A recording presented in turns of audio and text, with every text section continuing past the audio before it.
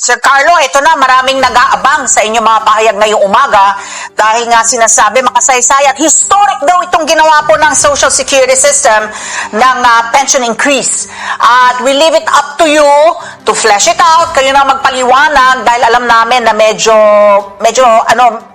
dapat kayo dahil medyo in tranches, three annual tranches depending on when you became a pensioner. A pensioner? Oo, when you became a pensioner. Kayo na po magpaliwanag, Sir Carlo.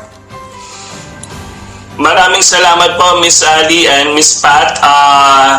Alinsunod sa direktiba ni Pangulong Marcos at sa paggagabay ng ating Finance Secretary Recto, ang tugon po ng SSS President Robert Joseph Declaro at ng puwersa ng SSS Management sa masidhing panawagan ng mga pensioner na mas tumaas ang kanilang pensyon. Ito po ang aming alay, ang SSS Pension Reform Program of 2025 na may taunang increase sa ating buwanang pensyon tuwing Setyembre, Miss Ali, Miss Pat. Sa hanay po ng retirement at disability pensioners, sila po yung mismong nag-contribute sa kanilang contribution record.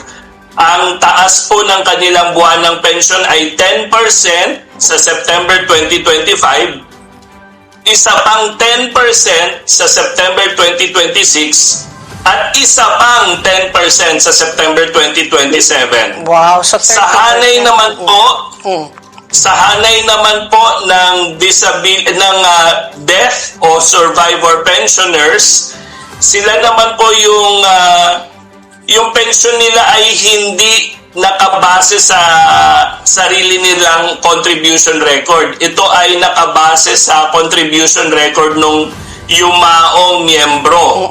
Sila naman po ay mayroon ding taas sa kanilang buwanang pensyon, 5% po simula September 2025, isa pang 5% sa September 2026, isa pang 5% sa September 2027, Miss Ali, Miss Pat. So ang kabuang increase sa hanay ng mga retirement at disability pensioners po ay 33%.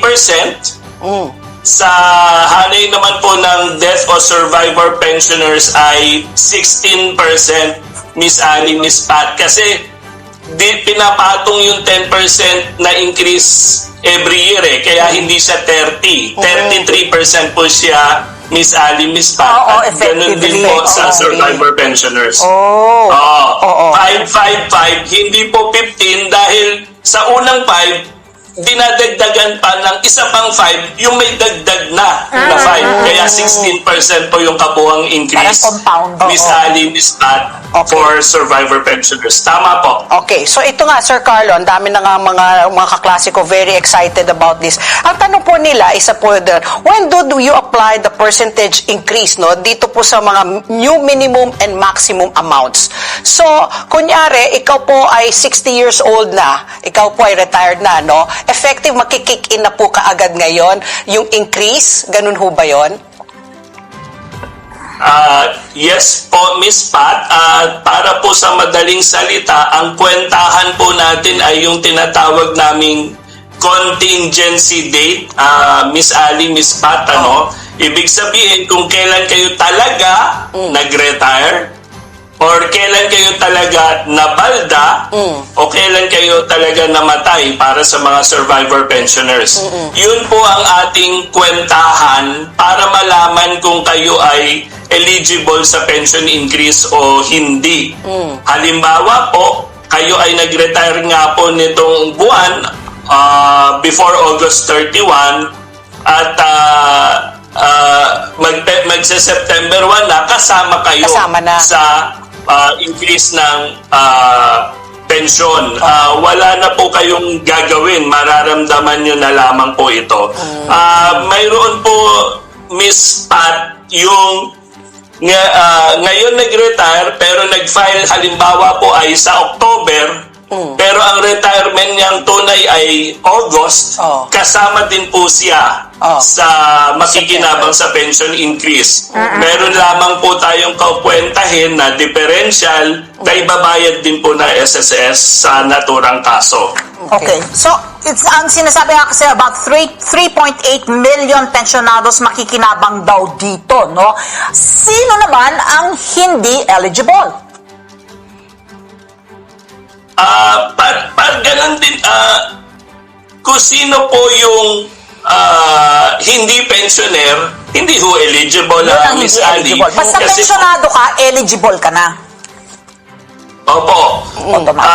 Eligible na ang makakaramdam po ng 3 taonang increase ay yung pensioner na po bago mag September 1. Oo. Yung pensioner na as of August 31, 2025 ay makikinabang sa 3 bulto nung increase. Yung mga magre-retire naman po next After. year pa, pero before September 1, next year, 2 increase po ang kanyang papakinabangan. At yung mga magre-retire naman po sa 2027 pa, pero before September 1, 2027, mapapakinabangan pa niya ang isang pension increase. So ganyan po yung ating ginawang pension reform program 2025, Miss Ali, Miss Pat. Oo. Ito, may Sa contingency date talaga ang bentahan at dapat ay pensioner na kayo. Oo. Ito, yung mga nag-avail kasi doon sinasabi nilang yung 18 months na lump sum, meron pa ba silang 10% increase o wala na? Opo, kung sila ay kung ang tunay na contingency date nila ay on or before August 31, 2025, tapos nag-advance 18 months Yes. pension sila, Oo. makikinabang din po sila, Miss Ali, Miss Pat. Kukwentahan lang po ng SSS yung differential na tinatawag dahil nakapag 18 months advance sila. Yeah. Pero yung bahagi ng kanilang pension dun sa 18 months na sumapul sa September 2025 onwards, dadagdagan po ng 10%. So mayroon po kaming system development diyan para po tiyak na kahit yung nag-18 months advance pension ay makikinabang. Basta po contingency date, Miss Ali, Miss Pat, pasensya po sa pagdilinaw ko.